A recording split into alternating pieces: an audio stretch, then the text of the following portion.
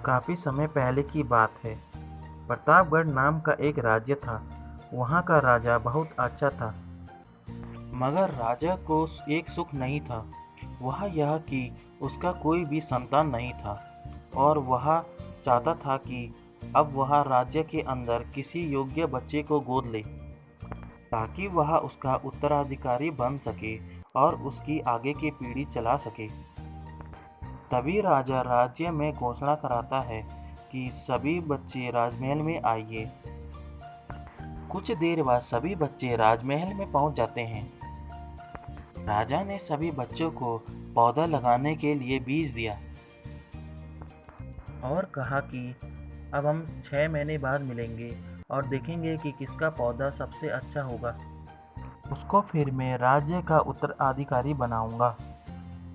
1 महीना बीत जाने के बाद भी एक बच्चा ऐसा था जिसके गमले में वहाँ बीज में अभी भी कोई पौधा नहीं लगा था। वैसे ही था जैसे राजा ने दिया था,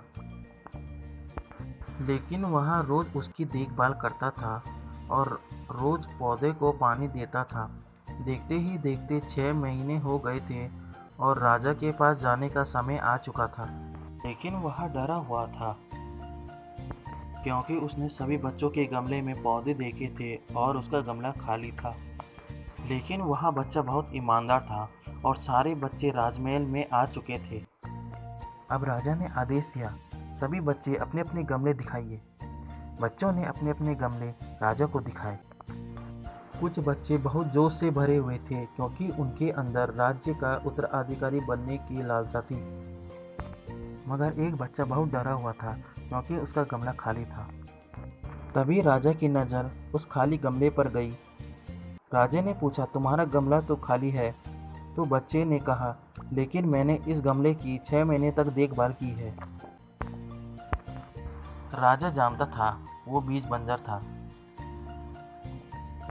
राजा उसकी ईमानदारी से खुश था कि उसका गमला खाली है, फिर भी वह हिम्मत करके यहाँ आ तो गया। सभी बच्चों के गमले देखने के बाद राजा ने उस बच्चे को अपने पास बुलाया। राजा ने उस खाली गमले को सभी बच्चों को दिखाया और बच्चे जोर जोर से हंसने लगे। राजा ने कहा, शांत हो जाइए, आप चाहे कितनी भी मेहनत कर ले उनसे कुछ नहीं निकलेगा। इतनी खुश मत होइए, आप सभी के पास जो पौधा है वो सारे पौधे बंजर हैं। लेकिन असली बीज यही था। राजा उस बच्चे की ईमानदारी से बेहद खुश हुआ और उस बच्चे को राज्य का उत्तराधिकारी बनाया गया। इस कहानी से हमें यह सीखने को मिला कि अपने अंदर ईमानदारी का होना बहुत ज़रूरी है। अगर हम खुद के साथ ईमानदार हैं तो जीवन के किसी न किसी पड़ाव में सफल हो ही जाएंगे, क्योंकि हमारी अंतर आत्मा को सब पता होता है। हम खुद को पागल बनाकर खुद का ही नुकसान करते हैं। दोस्तों, अगर आपको मेरी कहानी अच्छी लगी है तो प्लीज़ मेरे चैनल को सब्सक्राइब कीजिएगा और नीचे बेल आइकन दबाना ना भूलिएगा, जिससे कि आपके लिए मैं ऐसी अच्छी वीडियोस आपके लिए लाता रहूँगा।